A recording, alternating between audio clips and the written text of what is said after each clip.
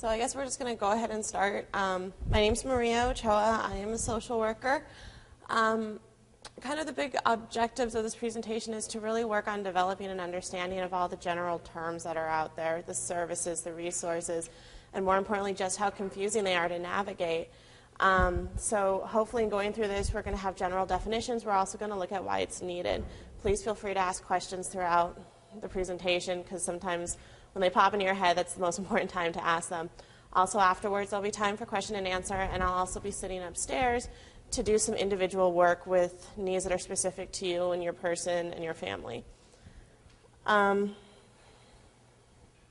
starting off, looking at our goals and objectives, big one is to understand the key terms related to the government resource agencies, develop a familiarity with the problems, the eligibility criteria, and also how they will, in general, what services they will provide to assist you in the long run. Also understanding the importance of applying for certain resources. Some of the resources, if you don't apply for one, you won't qualify for the other, or vice versa. Or if you don't qualify, or if you don't apply by a certain age, later on down the line, you're looking at much more of an uphill battle in order to use those resources.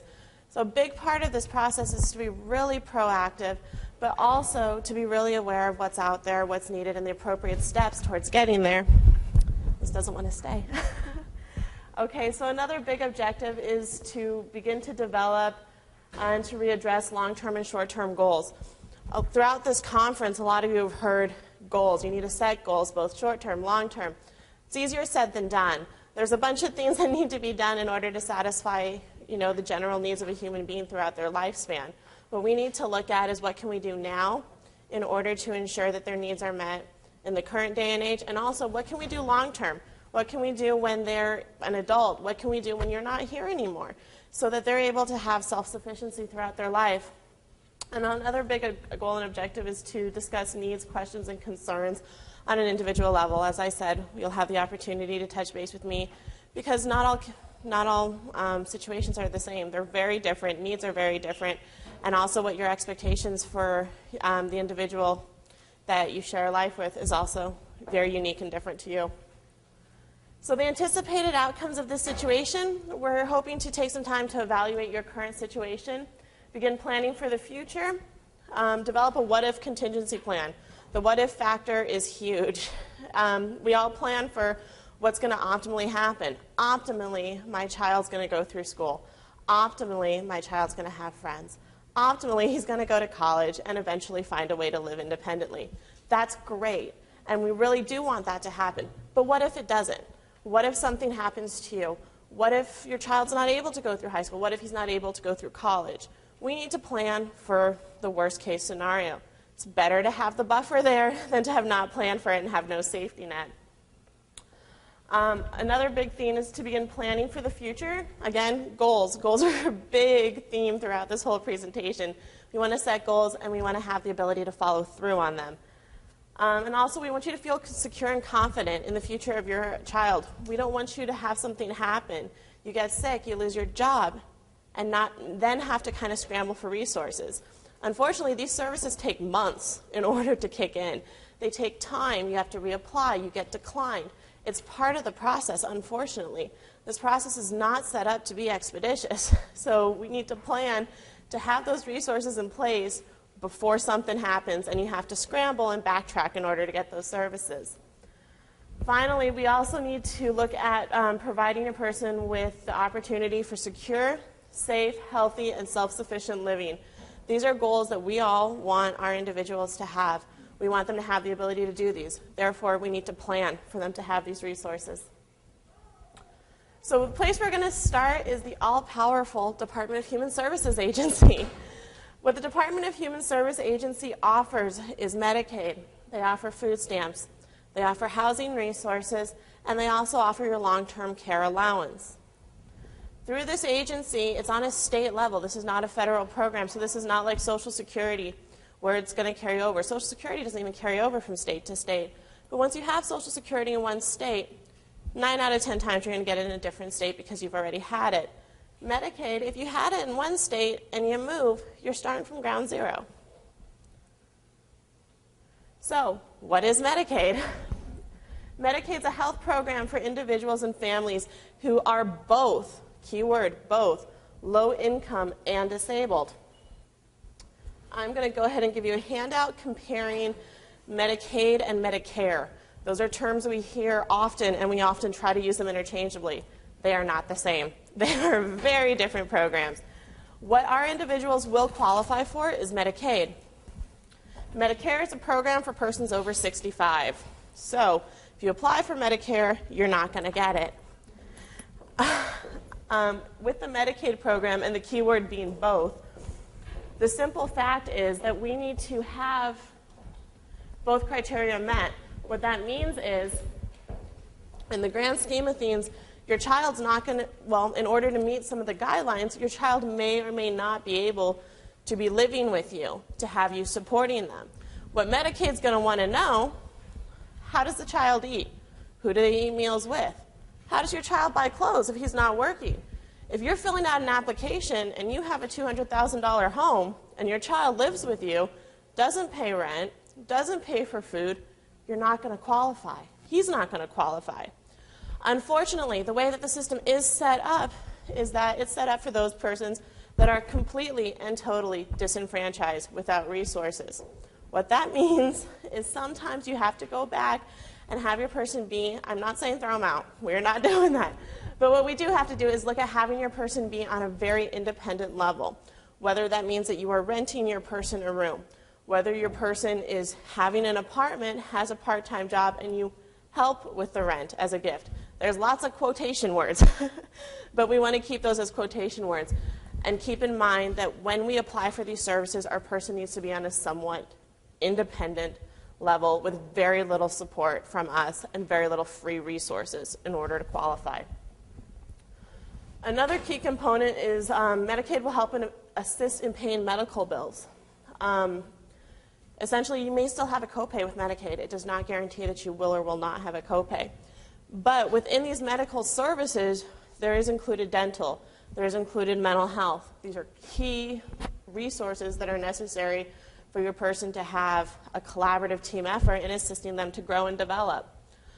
Also, Medicaid will function as a healthcare program which will provide care, and it provides care based upon, again, medical criteria and need, age, and financial need. So again, looking at the Medicaid-Medicare comparison worksheet, be very careful what you ask for and ask for the right services. This is also going to come into play with SSDI and SSI.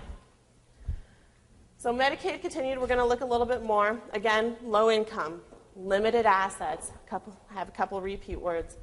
And also, one of the following must be incorporated. Obviously, your person may not be over age 65. They need to be blind or disabled. They have to have dependent children, pregnant women with children. So where do our people fit in? Right here, blind or disabled. So that's where we are going to have the ins to get our persons this resource. So looking at the Social Security Administration, this is a separate program from Medicaid, and you cannot apply for Social Security through the Department of Human Services. They are not linked, but some of the services are linked. There's a difference between two different programs. There is SSI, Social Security Insurance, and there is Supplemental Social Security Income, and there's SSDI, Social Security Disability Insurance. What that means is a lot of people will go and they'll apply for SSDI, figuring my individual is disabled. SSDI is not the program we need, and you will be turned down for SSDI and have no idea why. And you will appeal, and you will be turned down. And they won't tell you you qualify for SSI, not SSDI. So be very specific when you call that you're applying for SSI. Here's where the link comes into play between the two agencies. If you receive SSI benefits, you will automatically be granted Medicaid benefits. So even though they're different agencies, one will prompt the other. Generally, it's best to apply for SSI before you apply for Medicaid. It saves you a really thick application.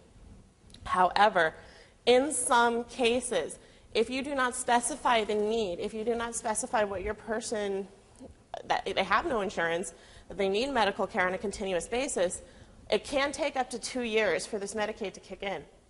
So you want to be very specific with needs and also with asking for the resources to kick in immediately. Otherwise, they won't. A lot of these applications don't give you the opportunity to write a narrative about your needs. Write one anyway, and include. Working through these systems are about being very proactive and asking for what you need, being very articulate in that aspect. So take a look at the disability worksheet. What this does is it walks you through what exactly SSI is. It also tells you how to apply for SSI and what the criteria is. So, general definition of SSI, it's a program run by the Social Security Administration. It provides monthly payments to Medicaid individuals. What these monthly payments are is it's a stipend. It's a stipend for your individual to live off of. If your person is in some sort of government-funded residential setting, the check will automatically go to them. So that's really important. If your child goes from the hospital to a subacute nursing facility, that check goes to the subacute nursing facility. Not permanently, but as long as they are in that residence, that's where the check goes.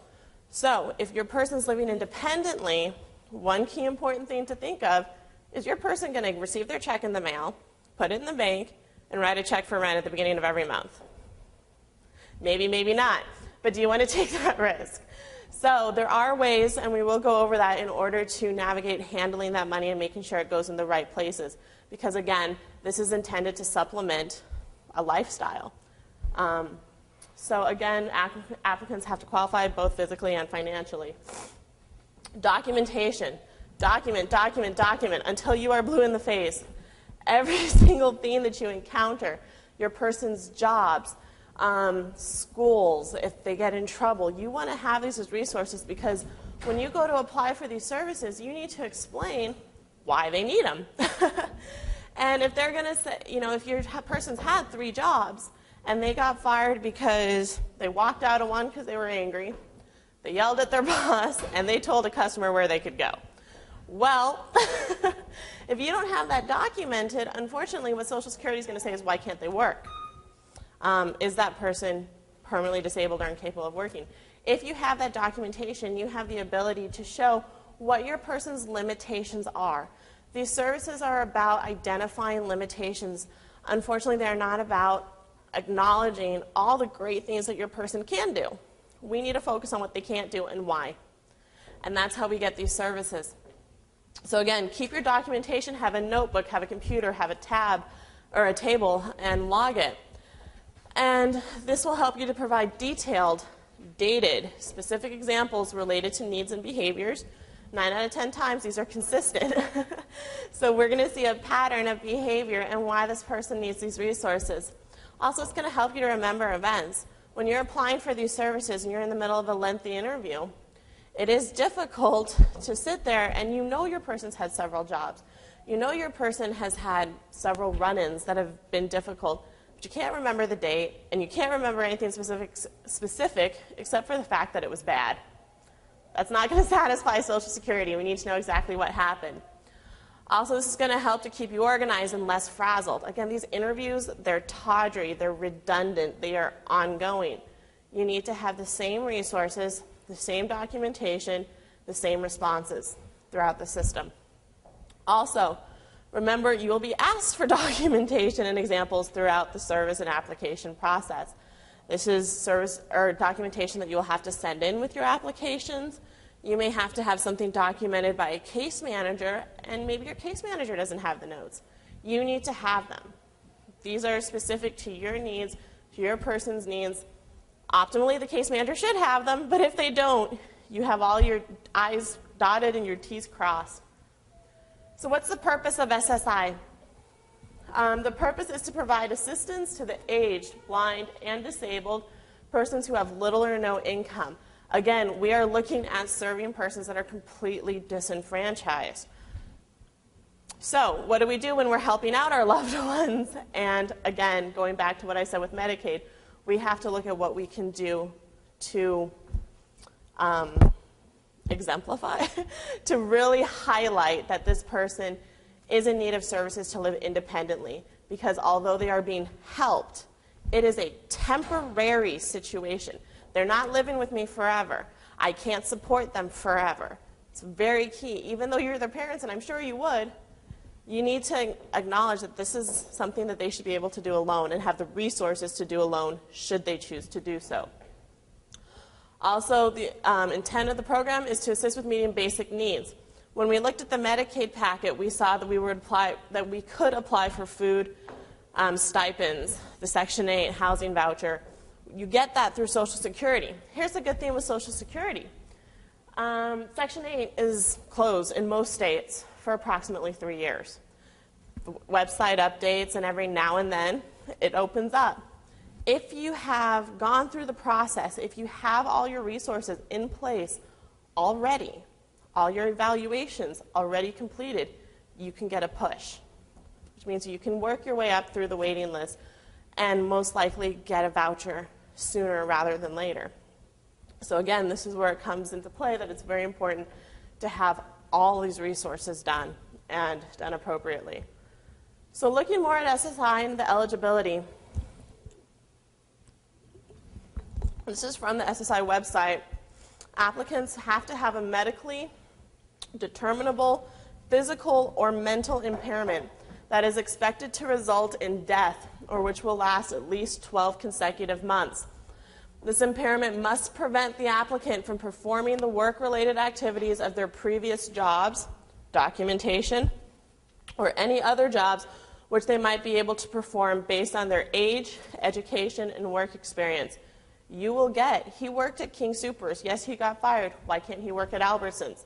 Well, if he's worked at King Soopers, he's worked at Albertsons, he's worked at Safeway, and even thrown into Myers there on the East Coast, and he's got fired from all of them, you can explain why he can't go and do whatever it is he did at the grocery store. This is documentation important.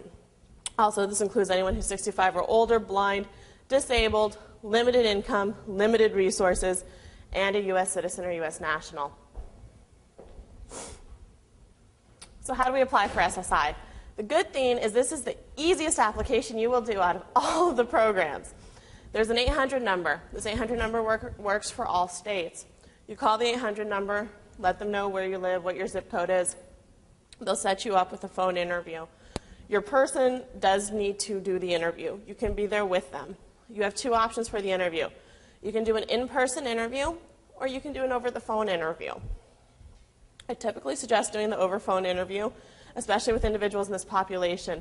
It's a safer environment, and it also helps them to kind of process through things. You can support them, sit by them, and help them to navigate the system.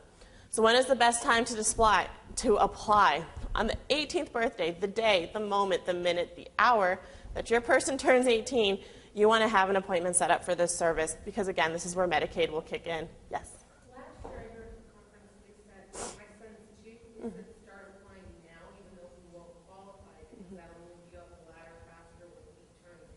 You can apply now. What that does is, I've gotten a few calls, you get turned down at least 3 times for SSI. Just an FYI. Then that's a good day. So yes, if you have the ability to apply, go ahead. And if they're already in the DDD system, go ahead and do that. We're going to get to that. That is the developmental delay, and I'm not sure what the other D starts for. But what they are is they are your county-based systems that evaluate someone and put them in that disabled category. So. He goes to the Children's Center now in town. I mean, we wouldn't qualify for this at all. No. So there isn't any point in me trying to apply now to. You can, because your application will stay on file. Yeah. So when he becomes older, and as long as you document, it's going to be a little bit easier for you to apply as far as maybe you may not have to appeal. So if you can and you're willing, go for it. But just be conscientious of the fact that the services won't kick in until 18. Right. But he can apply because if you do want to plan and you want to be really proactive, look at what if something happens in the next 10 years and he has to apply for his service by himself. So yeah, great way to be proactive. Thanks. Okay, so the application. Again, this is what I said. you can go ahead, apply over the phone, in person, whichever works best for you. I believe the turnaround for returning your phone call is ideally supposed to be 36 hours. Okay? Cross your fingers on that one. So hopefully that's the way that it works. As far as when do the services kick in, how long do they take, again, you do get turned down a number of times, and also it takes time for the appeals process to go through, for you to re-provide documentation. Have several copies of your documentation. Never, ever, ever, ever, ever give away your original, because you're going to need about 6 more of them. Food stamps and the Quest card. This is important. Households must meet both the gross income and net income guidelines, and they must fall below the resource guidelines for your county and state. This is kind of tricky in that the guidelines are different per county, per state, per living area, based upon living expenses, housing stuff, so on and so forth. So be sure you know what your county's or what your state's and area's specific guidelines are, because if you have your child living in a decent middle-class apartment, they may not qualify for this because their income is enough to subsidize that apartment. So keep that in mind. Another important thing with food stamps, they're not the stamps, they are a credit card. Well, not a credit card, they look like a credit card where you swipe things. These cards are not limited to food, and they are not nutritionally based. Your person can take their Quest card and buy whatever they want. They can go buy 8 T-bone steaks and 5 bags of Pixie Sticks. So keep that in mind. You still do need to monitor these things. They are able to also pick up stuff like toiletries. There's allowances for that, but I'm not sure exactly where that falls. But keep that in mind. So your person's not going to have an automatic nutritionist looking out for their best interest with these cards. So in order to qualify for food stamp stuff, you need bank statements. This includes savings accounts, checking accounts, child care expenses if they have any, identification. Do not laminate your Social Security cards or the Social Security cards of your children. They're invalid. Okay? Keep them in their natural state. Also, proof of income. This is paychecks. Usually you want to go about 6 months back with these paychecks or have them available to you. Shelter expenses, Social Security number, unemployment benefits, and utility bills and benefits. If your child's living in an area where they don't pay for their utility bills, have the landlord write a letter documenting that. If your child's living with you, you are a landlord who is temporarily housing an individual who is paying you what they can, when they can, with the understanding that these services are provided. Fair enough? So Section 8 housing, again, looking at what we had talked about. It's a federally funded and regulated program through the Department of Urban Housing and Development.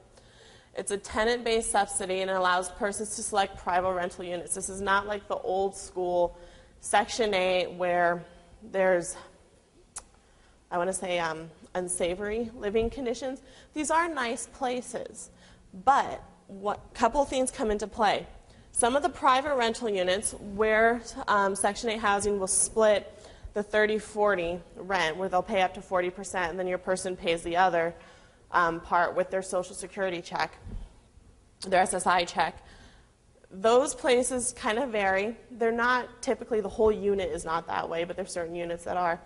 And then also you have your general HUD complexes, which are all housing of urban development resources. Here's the thing with that. Be aware if your person might have some maybe over-trusting personalities and who they're living around. Also look at the area. These places do have very nice people. They do have families. But as goes with certain types of housing in certain types of areas, sometimes it could put them in an area where you might want to be conscientious of who they're hanging out with and making sure that they're safe. Fair enough? Thank you. So looking a little bit more at Section 8, you got your area income guidelines. You do have to pass a background check. I'm not sure what the criteria for that background check is, so that's my disclaimer. And you have to have eligible immigration. So Section 8, again, is currently not accepting applications. There's a website that you will see on your Department of Human Services website page, which will tell you when that list opens up. And again, persons with developmental disability that have gone through the process and applied for the right services and been put into that category can be bumped up the wait list in order to get housing sooner. So, sustainability. This is what we are working towards. We want to prepare for the future utilizing certain processes which are very necessary. We want to make sure that guardianship, wills, and trusts are established. These things are going to help your person to sustain a livelihood that you guys have agreed upon in a manner which they are comfortable with because you have planned for it, okay? So this is going to ensure financial security and well-being. It's going to ensure independent and safe living. And it's also going to ensure appropriate money management. Again, you saw, I don't know if you guys were here, but some of the boys gave Nicole a nice little pocket with a money burning the hole in it. You want to make sure that your person isn't given a large lump sum of money and being told, hey, figure out how to budget, sustain your life, housing, food, medical, for the next 30, 40 years. I couldn't do it. So let's look at whether or not you think your person's going to be able to do that. So also you want to make sure that they continue to receive the resources which they're already receiving. If they're getting SSI, if they're getting Medicaid, and they're getting additional services through the government, if they receive a large lump sum from your estate, from your life insurance, are they going to continue to receive those resources? You want to make sure that they do, because we all know that sometimes with money it doesn't last. They need resources that are very expensive as far as the medical, having persons assist them, caregivers that come to their house and so on and so forth. You don't want your money to have to go towards that when they're already entitled to those resources. How do you ensure that they're just finding a trend? Guardianships, wills, and trusts that are specific are what's going to make sure that those resources are in place for you. So we're going to look at what is guardianship. There are different kinds of guardianship and what they do. Ideally, a legal guardian is a person who has the legal authority and the duty to care for your personal and property interests. So this is called, and the interest of your person, which is going to be called the ward throughout this process. Usually a person that has a status of guardian because the ward is incapable of caring for his or her own interests. So the courts generally have the power to appoint a guardian. If you don't appoint a guardian, the courts will for you. So you want to have someone who you trust, someone who you think will look out for the best interests of your individual throughout the process should anything happen. So a guardian will, with responsibility for both the personal and well-being and the financial interests of the ward is called a general guardian. And a special guardian is a person who is appointed to have limited powers over the interests of the ward. And finally, the guardian ad litem is a person who is appointed to have responsibility over a single action of the person or a single interest, vested interest of your individual. It's kind of a lot of jargon, but it's going to come into play and be important when you look at some of the misconceptions around guardianship and also what kind of terminology is going to be needed when you guys are developing special interest trusts and stuff like that.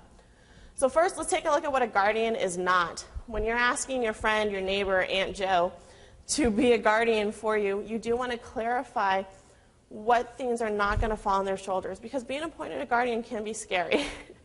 So you want to know what is entitled or what is part of that process and what is not.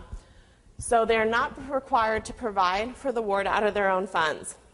Okay? Should your person run out of funds and you are not around to assist them, other services should kick in to assist your person. So although if the guardian that you've appointed, if they are able to pick up that is fantastic, but they are not required to by law. They are not required to provide actual physical custody of the ward. So if your person is living independently, they're not required to take this person into their house, provide for them, so on and so forth for an indeterminate amount of time. They are not liable for the words, actions, and behaviors. Kids make mistakes, people make mistakes. It can be scary to think that you'll be held accountable for those. So that's an important thing to keep in mind when you're asking someone to assist you with this. And also, they're not liable for harm to a ward caused by caregiver, by the caregiver's actions. So there's a nice little website here on low-cost classes on guardianship, selecting terminology, important factors that you want to look at, and also making this binding so that it cannot be changed. And you want to go check out that website for that, okay? Give you guys some time to write that down. Guardianship? You know, that I'm not sure about. I do know if you have it documented in a will and trust, that's not going to be changeable. If you have your will done in one state and your person's in another, this person's still going to have the ability to be a guardian. What loopholes they'll have to jump through, I'm not sure.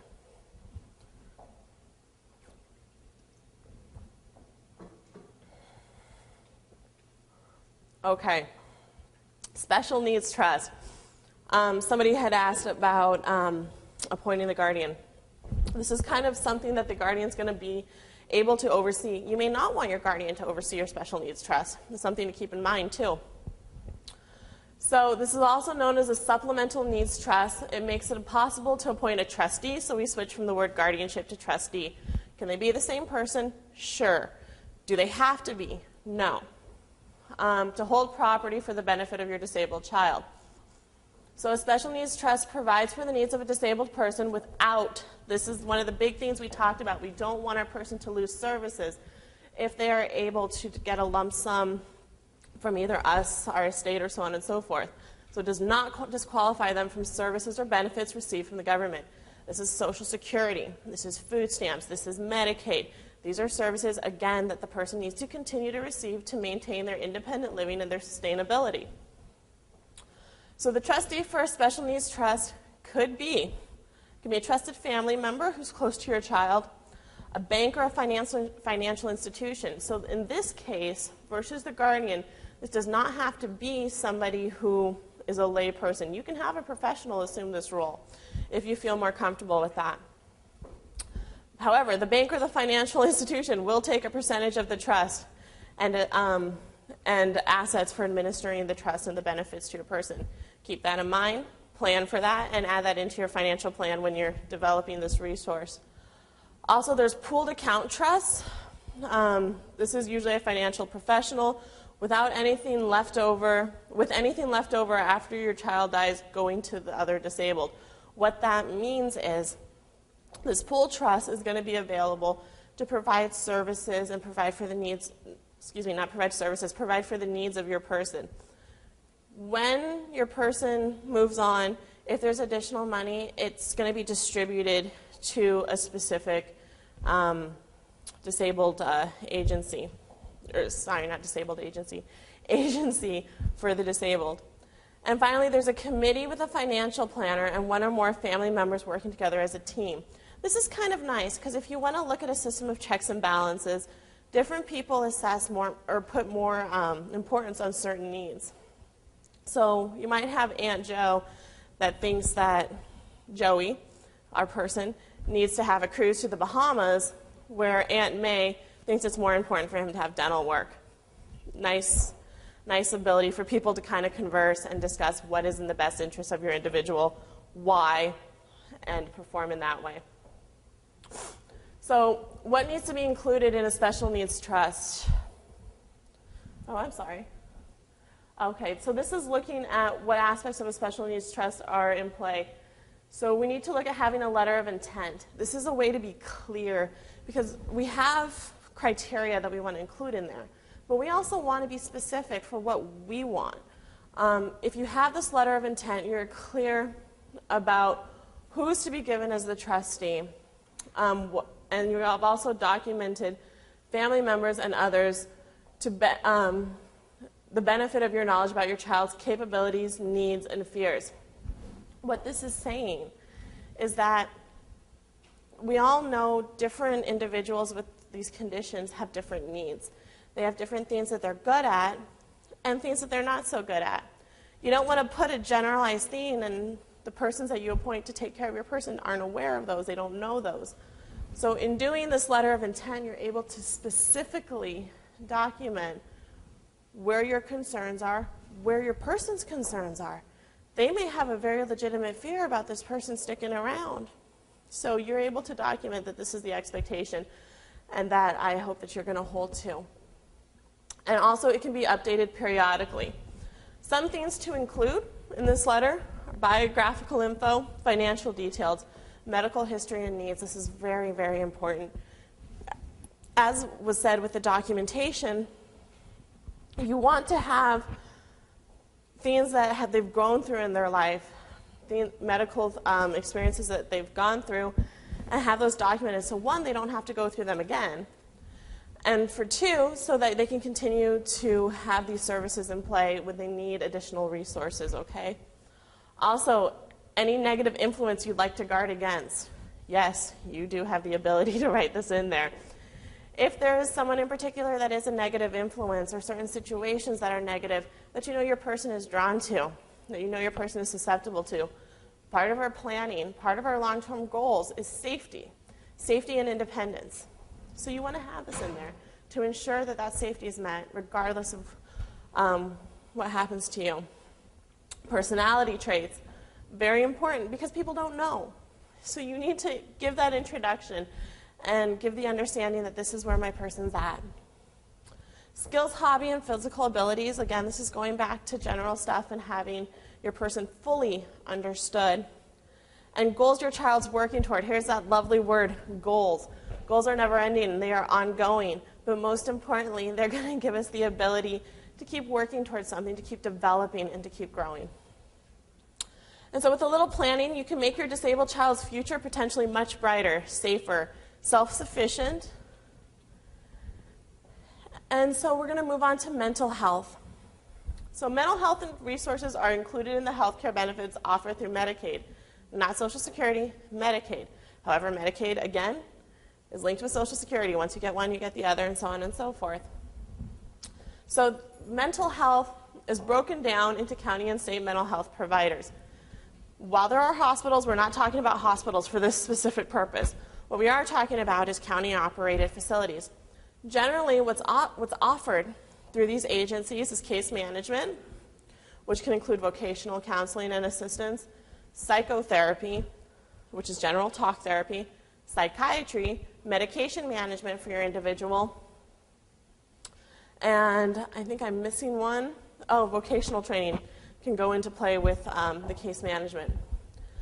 So when you have your Medicaid services, if you attend one of these county mental health providers, these services generally are free of charge. You do want to utilize these because you want to make sure that your person is supported. Social interactions is something that can be enabled through this, as far as assisting your person in feeling more stable around that, and also possibly giving them the opportunity to interact with other persons with similar conditions. I use the word similar, not the same, because as we well know, that might be not the optimal situation going on. If you choose to seek out a private mental health provider, whether that be a psychiatrist or a psychotherapist, keep in mind, you need to find out if they are Medicaid approved. If they are not Medicaid approved, that means you're going to have to pay out of pocket. There's a process to be Medicaid approved, so if they say, I will take Medicaid, but I'm not Medicaid approved, guess what? They can't take Medicaid. So you will have to pay out of pocket in the long run. So generally the best way to look for that, unfortunately, is to print up a list, call around, and ask, are you Medicaid approved? Do you accept Medicaid? So on and so forth. However, I will throw out there that the mental health agencies offered on the county and the state level, while they do have a large waiting list, they are good services. They have great providers, and they're comprehensive, which is good, because that's kind of what we're looking for in order to meet the rounded needs of our individuals.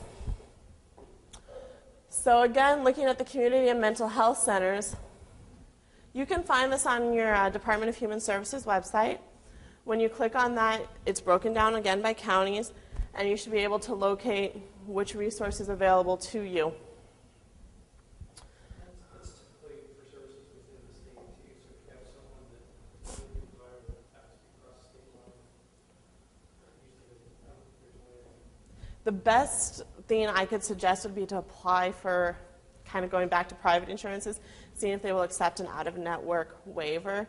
And you can kind of throw out some key terms, you know, like there's been a great rapport built, there's been a bond built. Does that guarantee it? No. But it's worth trying. Also, because it is out of state, they may not be a Medicaid provider for your state. So, yeah, right, because they're licensed in the different state. So that's kind of where the sticky ground comes into play.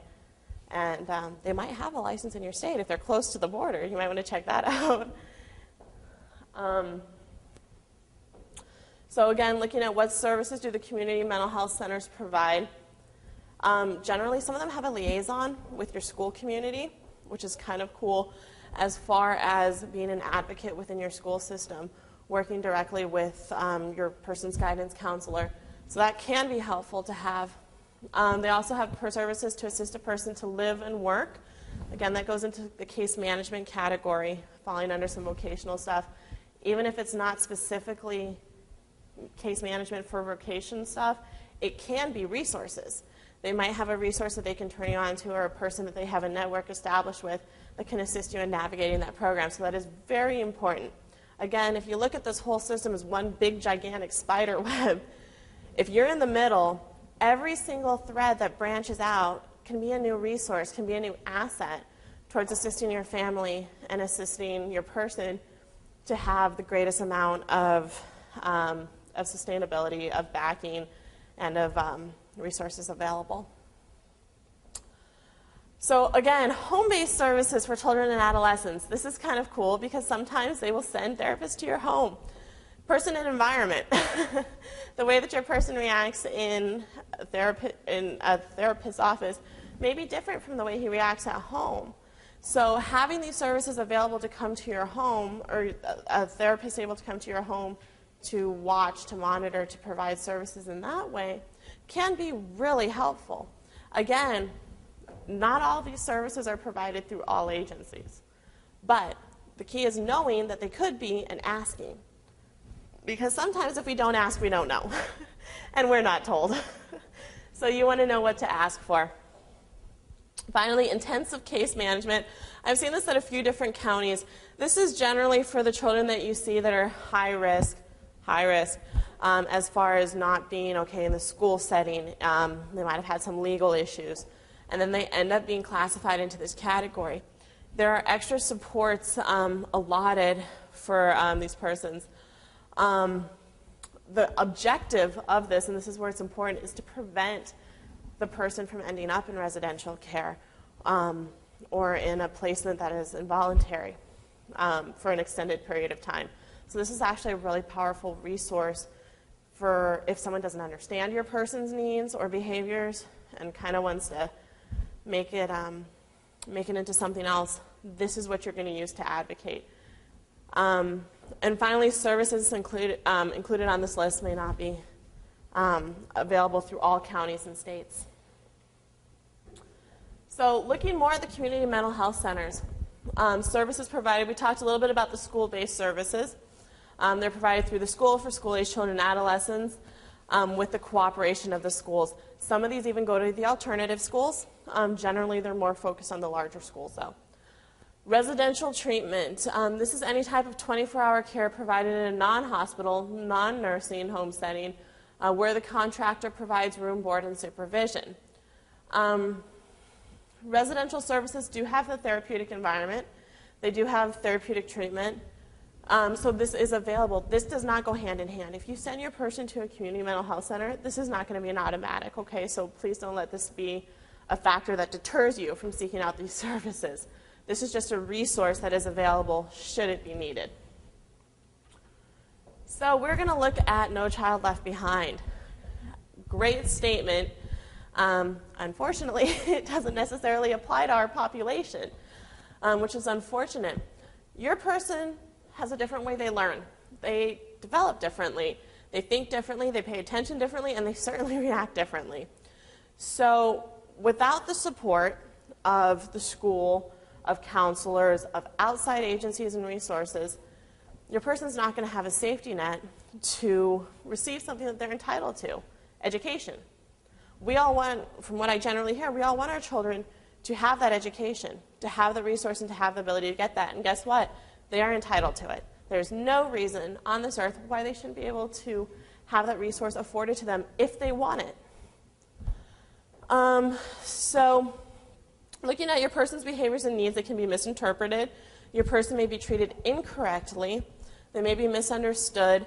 And also, this can result in expulsion, suspensions, things like that that we want to avoid. So how do we avoid these things? We want to look at planning for our child's education. We want to educate the teachers, the security guards, the deans, the coaches, the other students, and let's even throw in the neighborhood bully, because we want them to know. We want everybody to know and understand what is specific to our child. Let them know, don't pick at them. Don't do this. You do this, this is what's going to happen. And let them know why. Are you still going to get the people that are going to choose not to understand? Yes. But you are going to have established a network of people that do understand, that do support you, and that are willing to help you navigate the process and advocate for you. You do want to explain your child's condition. That is within the bounds that you feel safe, not safe, but you feel comfortable discussing your child's condition. But it is good to let people know what it is. And also, it's really important to let them know what the condition is not. Most conditions that are different have negative stereotypes that go along with them. The only way we're going to clarify those stereotypes and have them kind of washed out or negated is by telling people, this is what it's not. You may have heard this, but it's not true, and here's why. You also want to stay involved. Again, you want to communicate with the school, administration, staff, the school board even. Whatever you can do to have these people know that you are here, you are active in your person's care, and you really want to be supportive of them and the school environment and your individual, that's what's going to help your person to have a safety net under them. So let's look at what we can do with the school. IEPs. How many of you guys have heard about the lovely IEPs? Good. We need IEPs. An IEP is a must. Okay, this is your safety net and then some. Because your child is entitled to a public education, if they don't have an IEP, they're also held to the same standards as other children, which may mean the zero tolerance policies, which may mean certain types of behaviors which your child has as part of their symptoms, but it can't be held at the same accountability level as other students. That's why you need this. An IEP has to include, and you need to be specific about this, possible behaviors. Not the behaviors you've seen, possible behaviors. Every single behavior you can think of that your child has, that you've heard other persons with this condition have, you want to include that. Let them know they have poor boundaries. They may say things that are inappropriate. They may do things that are inappropriate. They may lash out inappropriately. You want to have all those covered, all those bases covered. Because of a lot of the zero tolerance policies and stuff, your child could get expelled if they inappropriately touch a girl, if they say something inappropriate, if they're calling a girl over and over and over and harassing her or yelling at her, they can be expelled for that. They write something on the internet, they can be expelled for that. They bring any sort of object to school that could be interpreted as a weapon to show somebody, or for whatever reason, they can be expelled for that, as well as have legal repercussions. This is your safety net on every single level. So again, you're going to prevent people from misinterpreting the actions and also have the understanding why they're there. More information about IEPs is at thispeakparent.org. So that's going to help you with IEPs and advocacy for your person. Actually, we are running low on time, so we're going to trek through as quickly as possible. I will also be available in room 506 and around that general 5th floor area for individual consults, okay, if you want to start to establish a plan for your individual. So let's quickly look at the Americans with Disabilities Act. What this act was set up to do was to assist students with disabilities to not be excluded from participation in activities, in education, and so on and so forth. The ADA does not require that the institution receive federal financial assistance. What this is saying private schools, colleges can be held to this standard. This is not only for state-run public schools that have to work with with the ADA. So who is protected? Any individual that has a physical or mental impairment which substantially limits a major life activity. They have to have a record, document, of having such an impairment or activity, or is regarded as having such an impairment that is protected by the laws, and discrimination has many phases.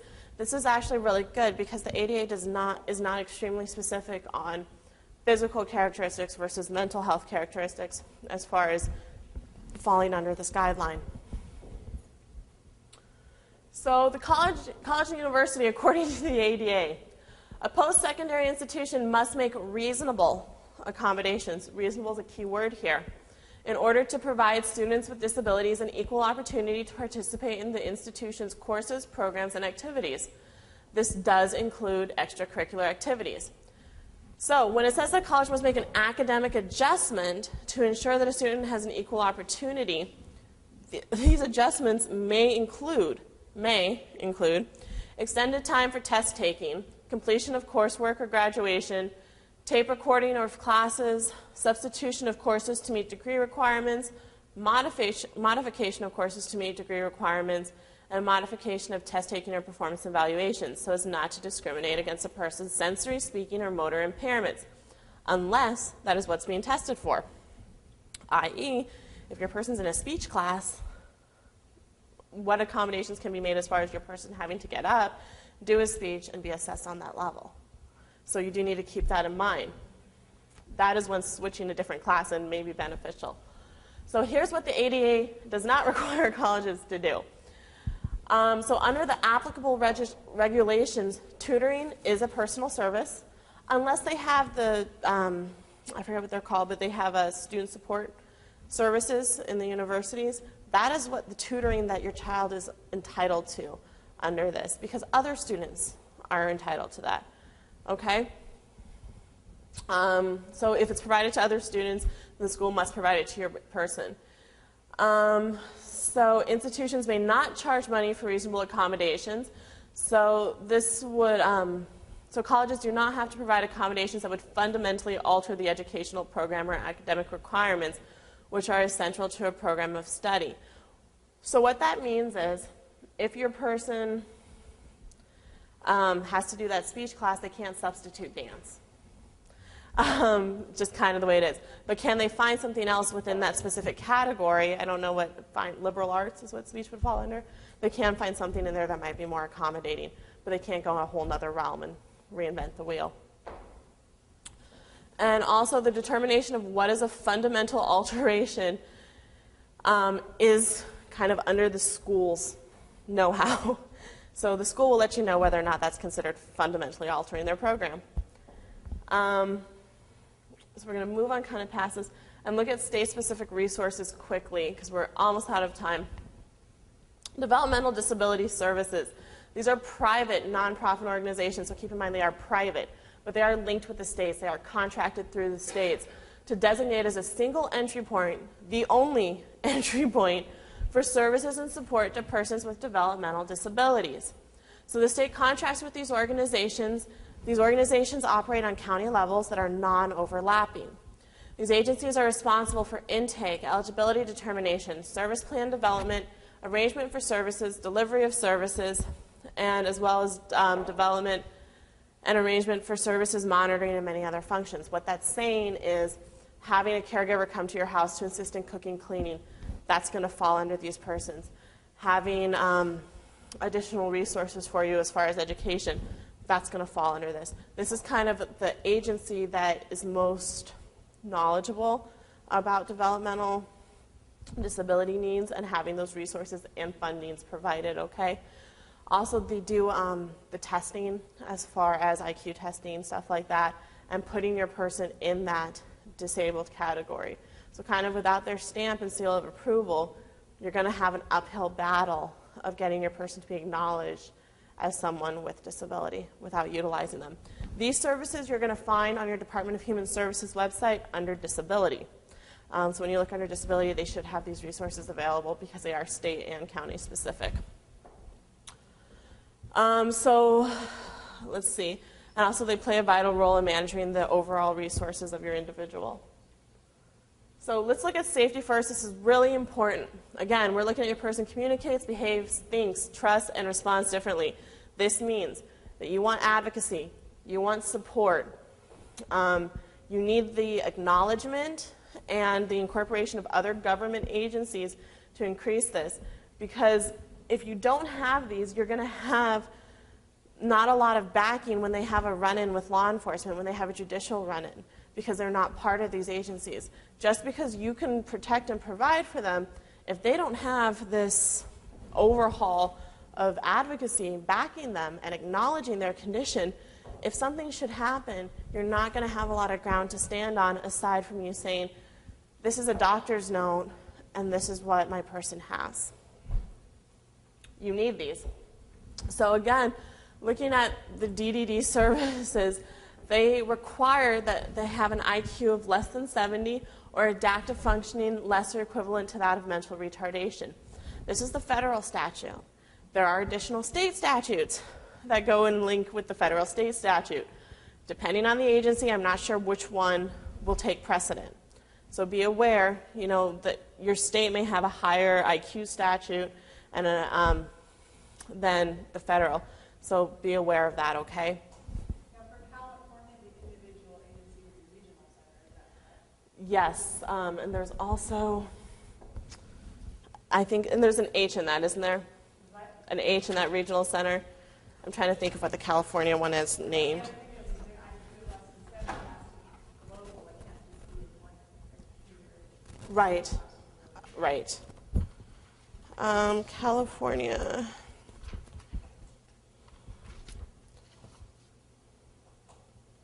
Yes, Harbor Regional Center, and that's county specific, right? Yeah. So, again, the services are available to persons who meet these requirements. So keep that in mind. Why do you want to seek these services? Because in order to be categorized into the category to receive services, you have to have services received through this agency. I believe that that is the same from state to state without wavering. So how to apply? You locate your county office via Department of Human Services website, looking up developmental disability. So children can receive this is also not unanimous to all states and counties, but occupational therapy, physical, speech, and behavioral therapy.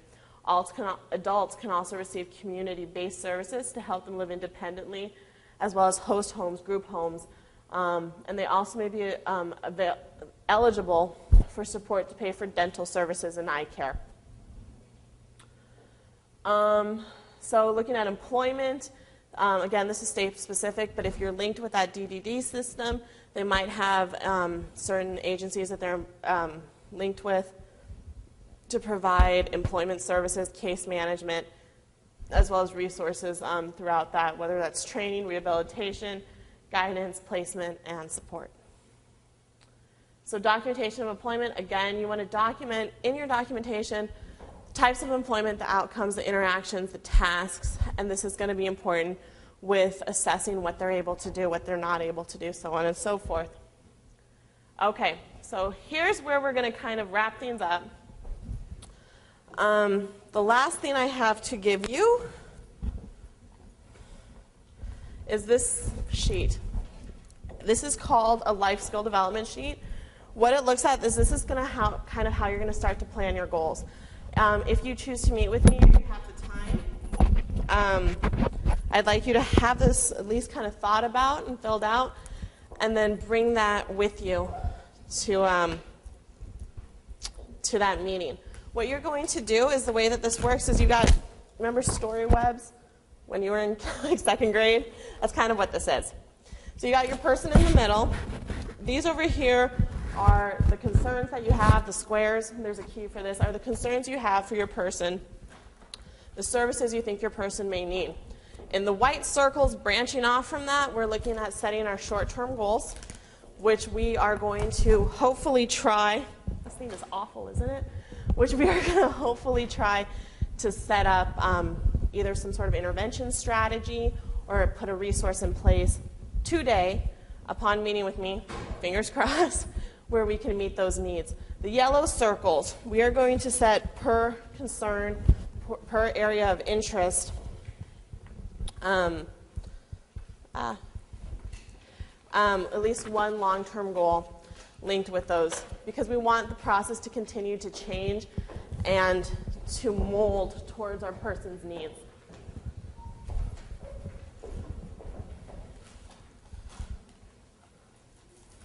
And then finally, here's our key, kind of stating all the stuff I just said. There's that, thank you. So I would really appreciate having the chance to meet with all of you. I believe now, are we doing lunch? Okay, so room 506. Let me see what the time will be exactly.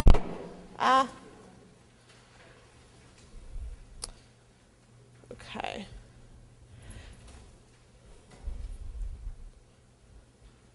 So it looks like lunch is 12:15. My next speaking's at 4:15, so let's say 2:15. Does that sound fair enough? 2:15 to about 4. I should be in 506. If you can't make it to 506 and you see me walking through the circle and you want to chat, grab me. That is perfectly fine by me, okay? And we'll sit down and try to figure things out. Also, my contact information, you are free to email me, is right here. Send me an email if something comes up in the future, whether that's 5 months from now or whatever, letting me know, hey, I'm running into a wall. Good thing with social workers, we got big mouths. Sometimes that's helpful in helping you guys to get services. So please stay in contact and let me know if there's anything at all I can do for you. That's it. Thank you, guys.